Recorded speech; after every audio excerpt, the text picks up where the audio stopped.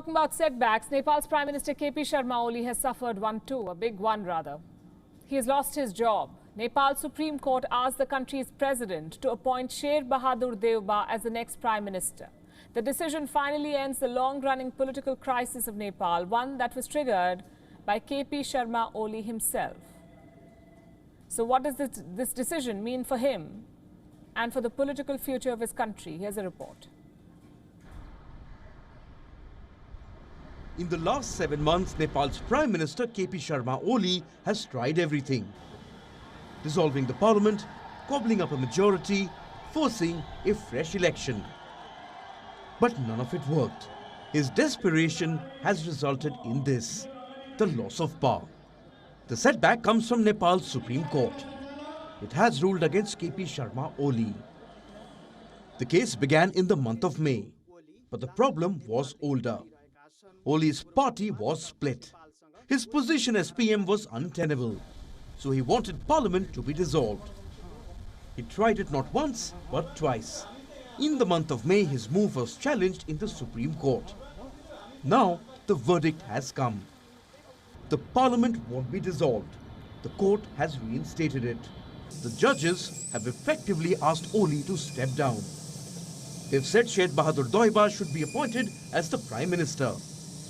The President has time till Tuesday evening to announce the appointment. The decision was met with some protests in Kathmandu. Meanwhile, the task is cut out for Deuba. He's a long-term rival of Oli. He will now have to prove majority in Parliament. Earlier, Deuba had claimed support from 149 lawmakers, a comfortable majority in the 275-member Parliament.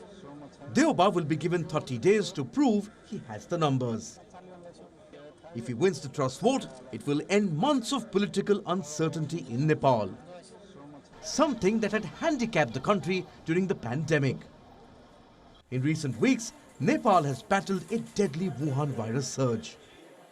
At the peak of the second wave, the country was reporting a positivity rate of 47%. The high number of infections had forced Oli to appeal for international help. But it wasn't the pandemic that took Oli's job. KP Sharma Oli's third stint as Prime Minister was riddled with controversies.